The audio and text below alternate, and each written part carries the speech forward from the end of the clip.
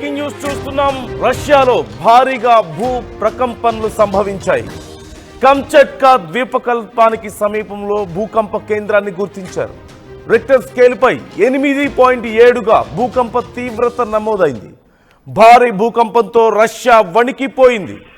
Pacific మహాసముద్రం అల్లకల్లోలంగా మారింది. సుమారుగా 10 మీటర్లకు పైగా ఎత్తుకు అలలు ఎగిసి పడుతున్నట్లుగా తెలుస్తోంది. పసిఫిక్ లో 20 కిలోమీటర్ల లోతులో భూకంప కేంద్రాన్ని గుర్తించారు. మరోవైపు ఇటు జపాన్ కి కూడా భూకంపం ఎఫెక్ట్ పడింది. జపాన్ లోని హొక్కైడో నుంచి 250 కిలోమీటర్ల దూరంలో భూకంపం సంభవించింది. జపాన్ కు కూడా సునామీ హెచ్చరికలు జారీ చేశారు. హవాయి ద్వీపానికి కూడా సునామీ హెచ్చరికలు జారీ చేసినట్టుగా తెలుస్తోంది. ఈ నేపథ్యంలో ఇటు రష్యా ఇటు జపాన్ రెండు దేశాలు కూడా హై అలర్ట్ ఉన్నాయి. ఓవైపు 8.7 తీవ్రత అంటే భారీ భూకంపంగా చెప్పుకోవచ్చు. సహజంగా మన దగ్గర 5 నుంచి 6 తీవ్రతలో భూకంపం నమోదైతేనే, ప్రకంపనలు నమోదైతేనే మనం చూస్తున్నాం బిల్డింగ్స్ కూలిపోవడం, లేదంటే అక్కడక్కడ భారీ నష్టాన్ని చూస్తున్నాం. సుమారుగా 6 వస్తేనే, అలాంటిది 8.7 తీవ్రత అంటే భారీ భూకంపంగా చెప్పుకోవచ్చు. ఖచ్చితంగా సముద్ర తీర ప్రాంతాల్లో ముఖ్యంగా సునామీకి ఇంత భారీ భూకంపాలు కారణమవుతూ ఉంటాయి.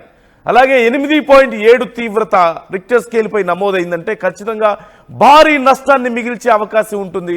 ఇప్పటికే 10 మీటర్లకు పైగా అలలు ఎగసి పడుతున్నట్లుగా తెలుస్తుంది. పసిఫిక్ మహాసముద్రం అంతా కూడా అల్లకల్లోలంగా ఉన్నట్లుగా సమాచారం.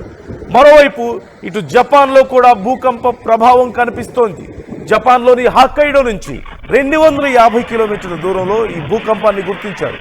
జపాన్కి కూడా సునామీ హెచ్చరికలు జారీ అయ్యాయి. హవాయి ద్వీపానికి కూడా సునామీ హెచ్చరికలు జారీ చేసినట్లుగా తెలుస్తోంది. నిన్న మొన్నటి వరకు జపాన్లో వరుస భూకంపాలతో, సునామీ హెచ్చరికలతో ఎంత గందరగోళం జరిగిందో మనం చూసాం. అతలాకుతలమైంది జపాన్ అంతా కూడా. కొన్ని చిన్న చిన్న ద్వీపాలను ఖాళీ చేయించాల్సిన పరిస్థితి మనం చూసాం. మరోవైపు రష్యాలో ఇప్పటికే యుద్ధంతో అంతా గందరగోళంగా ఉంది పరిస్థితి. ఇలాంటి తరుణంలో ఇటు జపాన్కు, మరోవైపు రష్యాకు భారీ భూకంప తీవ్రతతో భూ ప్రకంపనలు నమోదు కావడం, మరోవైపు సునామీ హెచ్చరికలు కూడా ఉన్న నేపథ్యంలో రెండు దేశాల్లో ఇప్పుడు హై అలర్ట్ ఉంది. ముఖ్యంగా జపాన్లో భారీ సునామీ వచ్చే అవకాశం ఉంది అంటూ అక్కడి నిపుణులు హెచ్చరికలు జారీ చేశారు. ఈ నేపథ్యంలో ఇప్పటికే జపాన్ అలర్ట్ అయింది. మరోవైపు భూ ప్రకంపనలతో రష్యా తీవ్రంగా దెబ్బతింటున్నట్లుగా తెలుస్తోంది. రష్యాలోని ఫార్ ఈస్టర్న్ ప్రాంతమైనటువంటి కంచాట్కాలో తెల్లవారుజామున ఈ భారీ భూకంపం సంభవించింది. భూకంప తీవ్రత రిక్టర్ స్కేల్పై 8.7గా నమోదైంది. యుఎస్ జియోలాజికల్ సర్వే ప్రకారం చూస్తే సముద్రం లోతులో భూకంపం సంభవించింది. ఆ తర్వాత జపాన్, యుఎస్ ఏజెన్సీలు సునామీ హెచ్చరికలను కూడా జారీ చేశాయి. యుఎస్ జియోలాజికల్ సర్వే యుఎస్జిఎస్ ప్రకారం చూస్తే భూకంపం లోతులో సుమారుగా 19.3 కిలోమీటర్ల లోతులో సంభవించినట్లుగా తెలుస్తోంది.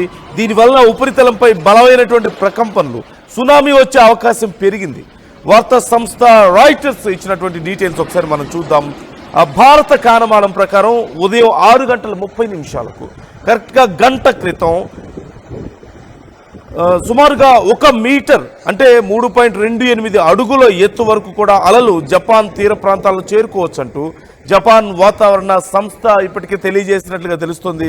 అలాగే జపాన్ ప్రధానమంత్రి షిగేరు ఇషిబాకు పరిస్థితి గురించి సమాచారం అందించారు అధికారులు.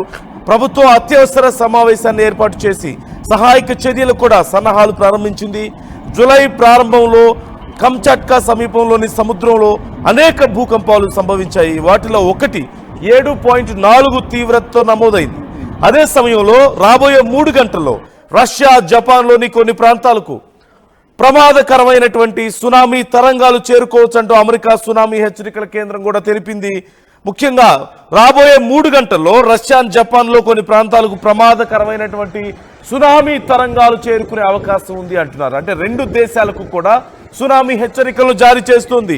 దీంతో పాటు ఫిలిప్పైన్స్, మార్షల్ దీవులు, అలాగే పలావ్ మరియు దీవులకు కూడా తేలికపాటి తరంగాలు చేరుకునే అవకాశం ఉంది. అంటే ఈ వైబ్రేషన్స్ వెళ్లే అవకాశం ఉందంటున్నారు.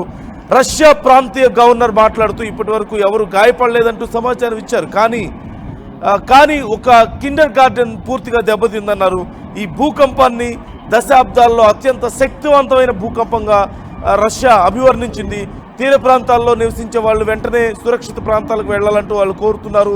భూకంపం సునామీ ముప్పు తర్వాత రష్యాలో సకాలిన్ ప్రాంతంలో సెవెరో కుర్కిల్స్ అనేటువంటి చిన్న పట్టణం నుంచి ప్రజలను పూర్తిగా తరలించేస్తున్నారు. అక్కడి నుంచి పూర్తిగా ఖాళీ చేయిస్తున్నటువంటి పరిస్థితి. ప్రజలు అప్రమత్తంగా ఉండాలని, అత్యవసర సూచనలు పాటించాలంటూ, పుకార్లకు దూరంగా ఉండాలంటూ కూడా అక్కడి ప్రభుత్వాలు హెచ్చరికలు జారీ చేస్తున్నాయి. మరోవైపు మనం చూస్తున్నాం ఎలాంటి పరిస్థితులు అక్కడ సముద్రం దగ్గర ఉన్నాయో మనం విజువల్స్లో చూడొచ్చు. భారీ ఎత్తున అలలు తీర ప్రాంతాన్ని తాకుతున్నాయి. సుమారుగా 8 మీటర్లు 10 మీటర్ల ఎత్తు వరకు కూడా అలలు భారీ ఎత్తున ఎగిసి పడుతున్నట్లుగా తెలుస్తుంది. మరోవైపు మనం మ్యాప్స్లో చూడొచ్చు. మ్యాప్స్లో క్లియర్గా మనకు కనిపిస్తుంది ఆ రెడ్ మార్క్ ఏదైతే ఉందో అక్కడ భూకంప కేంద్రం ఉన్నట్లుగా మనకు సమాచారం అందుతుంది. 8.7 రిక్టర్ స్కేల్ మీద నమోదైందంటే అర్థం చేసుకోవచ్చు పరిస్థితి ఎంత దారుణంగా ఉందో. మనకి ఉదయం 6:30 అంటే వాళ్ళకి సాయంత్రం 4:24.